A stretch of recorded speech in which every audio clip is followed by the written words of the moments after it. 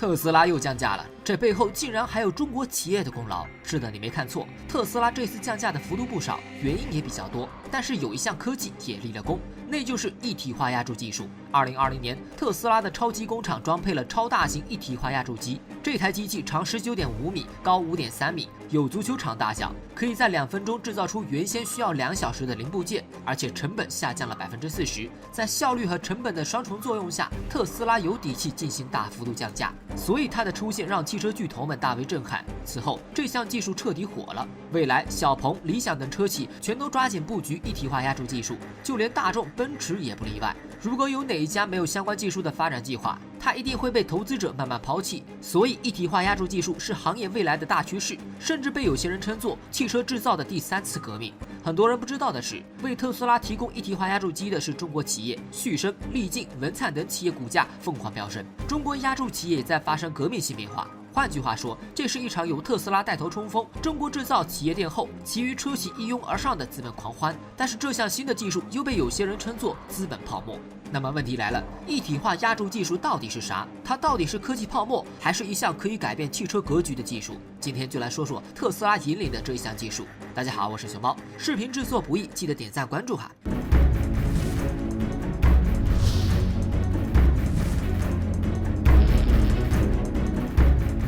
一体化压铸技术其实并不是什么新科技，甚至它的缺点也非常明显。这项技术早在古代就有了，不过压铸的铸件没有这么大。比如活字印刷，它的模具就是压铸出来的。简单来说，就是将融化的金属液体注入模具当中，等金属液体冷却成固体的铸件就行了。所以压铸技术并不是什么新鲜事儿，发展到现在可以说是一个非常成熟的技术了。而特斯拉一体化压铸技术的原理也差不多，只不过它压铸的铸件要大得多，它可以将数十个甚至上百个零部件压铸成一个更大型的部件，所以才叫一体化压铸技术。也就是说，一体化压铸技术是在成熟工艺上进行了材料和尺寸的升级。但是这样的升级其实问题也很大，因为一项成熟的技术，一旦材料和工艺发生变化，势必会影响到良品率。特斯拉引领的一体化压铸技术也是如此，他们的良品率连一半都没达到。以特斯拉位于格伦海德的超级工厂为例，这里压铸的产品合格率只有40%左右，每天都有大量铸件报废。尤其是设备调试的那段时间，工厂外面密密麻麻堆放着等待回收的铸件，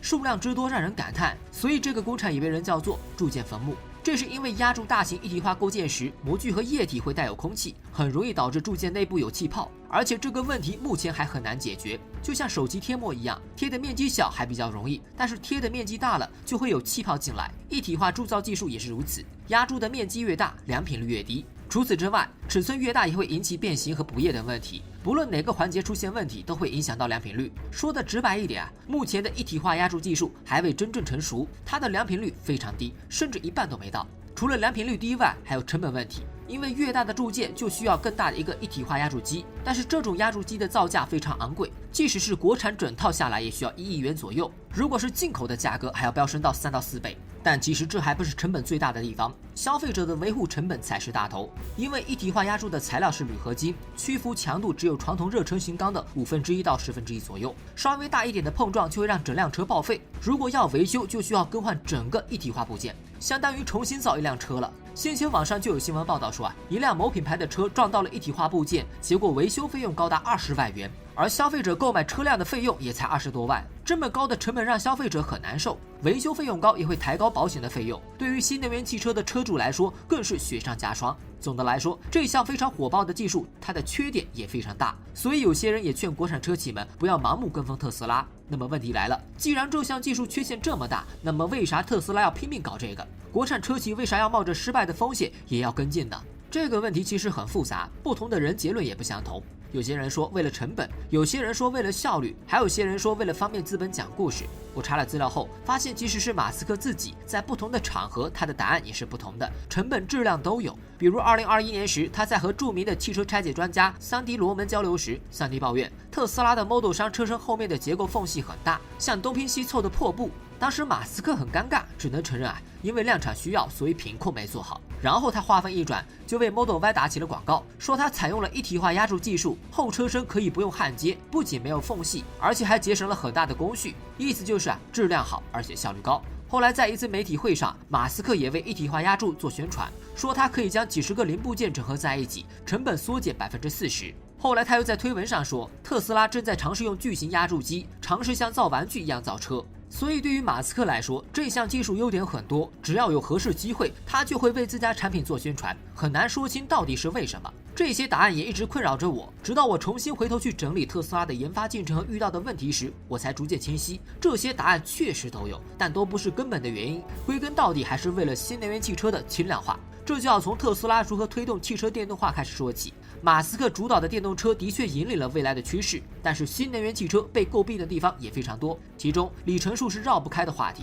影响电动车的里程数有2个因素，一个是电池的容量，还有一个是汽车的重量。电池大家应该比较熟悉，围绕电池迭代已经进行过多次的科技竞争了，中国成为最大的赢家。但大家不知道的是汽车的减重对于提高续航的重要性并不比电池低。根据研究表明，新能源汽车减重10公斤，电池的续航将提升2.5公里，同时电池的成本也会降低。而电动汽车普遍比燃油车重，这是因为电动车搭载了多个电池组，这些电池组的重量基本都在400公斤以上。这也导致新能源汽车普遍比同车型的燃油车重得多。如果这部分重量能改进，电动车的里程数将再上升一个阶梯。所以对于新能源汽车来说，减重是最主要的趋势，而且从它量产的那刻开始，就是车企必须面对的问题。至于解决方法，一般有3种，一种是更换材料，一种是更换结构，还有一种是制造工艺升级。其中一体化压铸机就属于第3种。这3种方法特斯拉都在尝试。比如在2012年时，特斯拉的第一款量产轿车 Model S 就是在材料上做文章。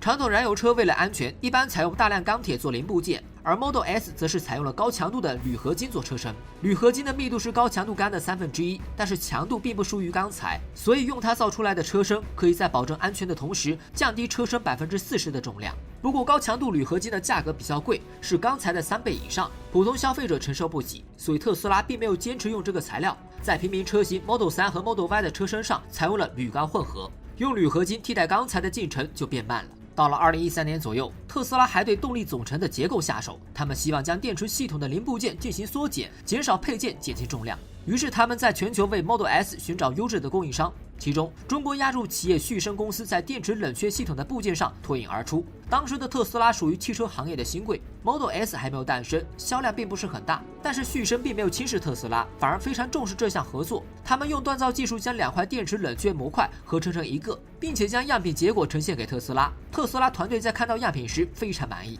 当年8月份，特斯拉采购副总裁亲自带队赶到中国，在考察旭升的规模后，与他们签订了10年的通用合同。旭升正式成为特斯拉的配件加工供应商。2014年，特斯拉又邀请旭升进行更多的产品研发。此后，两者合作项目扩展到变速箱箱体、悬挂、电动机、电池组外壳等零部件上。这些部件的重量低，安全性和良品率都比较高。与旭升合作的成功，也让特斯拉见识到了大型铸件的优势。尝到甜头的特斯拉开始酝酿更大型的一体化铸件。汽车减重有4个领域，分别是车身、动力、内饰和底盘。车身和动力，特斯拉已经在 Model S 上布局了，而内饰轻量化则更偏向汽车零件上，所以这次他们瞄上了体积更大的车身底板。2017年年底，特斯拉的 Model 3开始量产，这款爆款车型当年卖了20多万，但是很快就陷入了产能噩梦。原定于每个月5000辆的产能，但现实却只能生产500辆。马斯克被逼得把办公室搬到了工厂，但是生产线的问题依然还有很多，不是质量出现问题，就是速度提不出来。那段时光差点把马斯克和特斯拉逼上了绝路，但是也让他对汽车生产的繁琐深恶痛绝。在他的规划里，将来特斯拉应该像造玩具那样造车，于是研发一体化压铸技术的想法愈发强烈。但是想要完成一体化压铸技术，就需要有对应的机器才行，而且想要生产出底盘大小的压铸机，必须是6000吨以上的压铸机才行。当时全球最大的压铸机也不过4500吨，想要寻找这样的厂家何其艰难。2019年，特斯拉借助中国完成了产能的蜕变，马斯克立马在全球寻找合适的压铸企业，结果找来找去，最终的目光还是落到了中国压铸企业身上。不过这次的合作对象换成了力进集团。当然，这次合作并不是等着特斯拉找上门的，而是力进自己争取来的。当时特斯拉选择的有中外几家企业，比如瑞士布勒、德国富莱以及中国的几家大型压铸企业等。那时中国企业的竞争力并不是最强的，因为在基础材料领域，我国一直备受质疑，外企不管在口碑还是价格上都比我们高，在压铸行业上也是如此。布勒和富莱口碑好，在业内是公认技术积累最强、压铸精度最高的企业。而中国力进集团虽然占有全球压铸机40%的市场份额，但是在有些人眼里只是大力出奇迹的存在。即使是特斯拉也认为外企更占优势，但是力进却没有妥协。他们愿意和国外企业同台竞技。最后，力劲接受的任务是索摩力6000吨的压铸机。索摩系统是压铸机的核心，能造出多大的铸件，全靠这个玩意儿。索摩力越大，就可以造出越大件的汽车零部件。但是索摩系统的研发并不简单，按照业内的规律，想要在短时间内研发成功是不可能完成的，因为压铸机为了保证精度，通常是半年就要迭代一次，并且一次迭代只能增加500吨，而特斯拉的要求是1年内研发出6000吨，这个挑战难度非常大。但这还不是难度最高的，在特斯拉的设想中，这台一体化压铸机是用来生产车身后底板的，也就是下面这张图。这原本是由70多个零件拼接而成的，但是现在通过一体化压铸机，可以将它们压铸在一起，最终变成为一整块铸件。要知道，在以往的汽车制造产业链中，总共发生了2次汽车制造革命，一次是福特的流水线，还有一个是日本的精益制造，但是他们都没有大规模改变制造的模式，只是让生产线更加顺畅和精准。但如今特斯拉却要将它彻底改变，所以这项技术也被称作汽车制造的第3次革命。而且在特斯拉的规划里，一体化压铸机不仅仅制造车身后底板，还要将前底板乃至整车框架、电池都完成一体化压铸。到了那时候，汽车制造真的可以像玩具一样直接拼装就可以了。所以一体化压铸机也被很多人寄予厚望，大家都不希望在这场革命中落伍。至于成本和良品率，说实话那都不是问题，只要发展的够快，这2者都可以改良。所以很多车企才拼命挤进一体化压铸技术上。当然，也正是因为它前所未有，所以就不单单是完成一体化压铸机的建造那么简单了，还要保证质量精度的误差控制在1毫米以内，同时压铸的速度要达到12米的压铸速度。这种难度即使是国外企业也不敢轻易尝试，但是力劲却接受了这个挑战。他们希望借此改变大家对国产压铸技术的偏见。2019年年底，力劲董事长刘向上紧急组织了一支100人的研发队伍，开始集中攻关。团队有些核心成员连过年都舍不得回去，最终耗费了8000万元，只用了9个月就提前完成任务，将老牌外企远远甩在身后。2020年，美国加利福尼亚的特斯拉工厂迎来了一支大型的车队，他们载着一排排的巨型零部件进入工厂内部。很快，一台印着 IDRA 字样、重达410吨的一体化压铸机就这样面世了。用这台一体化压铸机，可以在2分钟就生产出1套部件，而以前同样的部件生产则需要2个小时。用一体化压铸机不仅节省了大量的生产时间，而且成本还下降了40%左右，效率提升的非常恐怖，完全颠覆了以前的生产流程。几个月后，同样庞大的压铸机在上海德国特斯拉超级工厂陆续面世，而 IDRA 的中文名叫易德拉，它正是力劲旗下的子公司。但是这还没完，属于中国压铸机行业的辉煌才刚刚开始。2021年，力劲集团又研制出了世界上第1台9000吨的巨型压铸机。